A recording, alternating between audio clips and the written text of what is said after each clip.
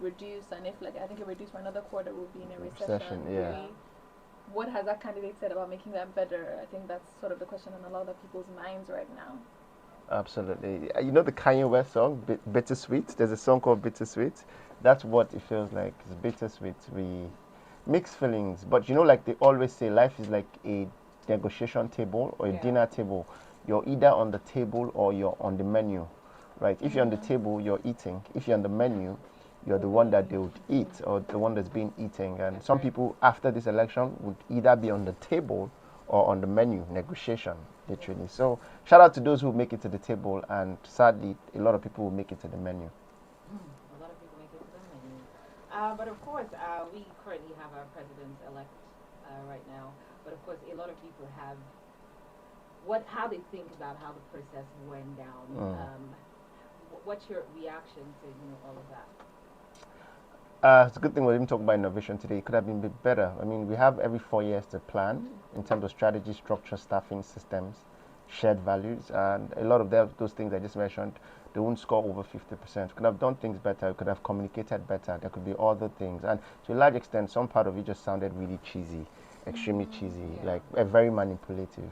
From even you having to make the announcement at 4 a.m. when you know half of the people, 90% people will be sleeping.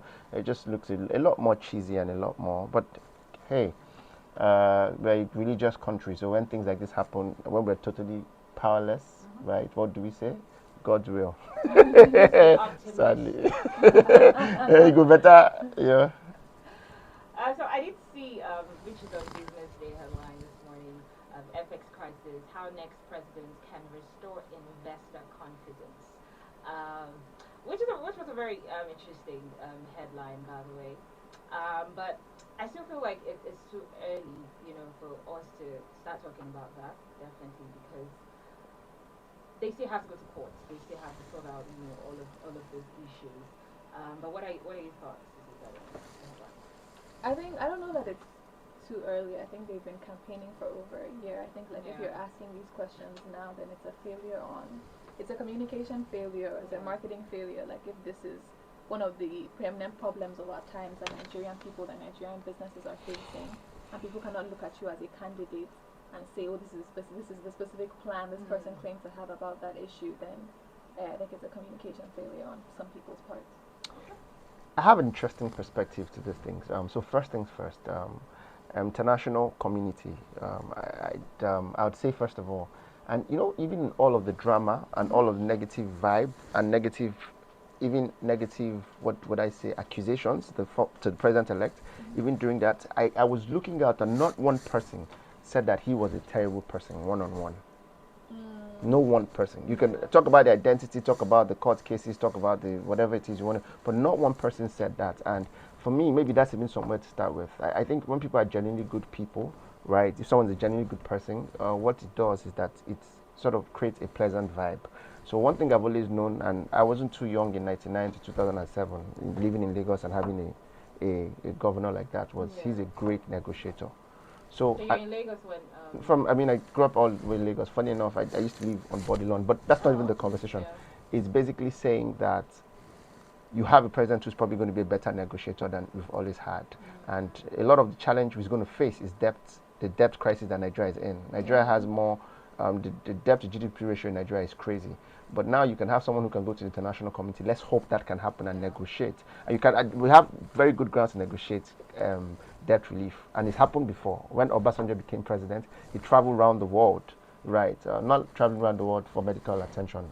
Travel around the world to negotiate for people to do a debt relief. A lot of debt was cancelled during Obasanjo's time. So let's hope that can happen again. But when you want to negotiate, you've got to have something to win-win. For example, there's a climate challenge. So are there countries that are going to say, okay, you know what, adjust your climate policies, right, in exchange for debt relief? That can be a thing, right? I was just sarcastically speaking. There's a particular beach in Jamaica where they had very bad, it was dirty, and the Jamaican Beach Authority negotiated. Jamaica, when we think of Jamaica, we think about the bombo clat, and you think about the patois, and then you think about marijuana. I don't know where Jamaica, why we think of Igbo and we think of Jamaica. I don't know. Funny enough, Jamaica is actually not even you can't compare Igbo smoking in Holland compared to Jamaica, but that's not even conversation. But these guys negotiated, talk about negotiation, where you want to have free weed, clean the beach. So bring us a bucket full of dirt, and we'll give you a wrap of marijuana. And I'm speaking in a lot of parables in this one conversation. But the commission is that you can actually negotiate almost anything. So debt relief, if you cancel debt relief, it reduces your debt servicing, right? And then, of course, they would come with other things. And then you might start to have, and because he's run a private sector oriented government, right? You're going to have a lot of private sectors become government officials. Let's hope that shake up, right, will reduce the amount of people in ministries that don't have work, right, and they're overly, because it's a ministry. Let me give a for example. You can't compare the ministry in Lagos and Lausa with the ministry in Abuja by just quality of minds. And I'm saying this straight up directly, right? Right. So hopefully, let's hope we have an influx of private sector mindsets into, because the problem in Nigeria is not the president per se, it's not even the ministers, it's the people at the bottom of that pyramid. The guys that tell you that you need 7 days to get things done that can be done in an hour in ministries, right? So let's hope that speed gets better, because cycle time would help other things. So I'm just trying to be positive here. I mean, everyone knows who they voted for, but when Bush comes to shove, right, we're all in this together. We all have to analyze it and be positive, and also join hands together as a country, because we don't have any other country, and make things work, right? If in the Bible, for example, right, people who out of maybe born out of wedlock at some point still eventually became people that God used, right? Then God can use anyone, and this is not just maybe religious. When there's a battle and then the battle is over, right? If you're a genuinely good person, what you do is ask, how can we work together, right? And that's assuming the battle is lost, but the battle is done, but battle might not be done. I mean, there's a court case and all that. If I was Obi and all of them, I think the advice is don't take the protest to the street, take it to the court. So let's hope that works. But worst case, best case scenarios, we're just playing game theory here. But congratulations once again. President-elect, I will definitely see how that works. Of course, Yeah. just before we go to the topic of the day, if you guys want to call in, you can call 0818-242-6591 at any point in the show. Of course, there's an interesting topic coming in a bit, which is about innovation.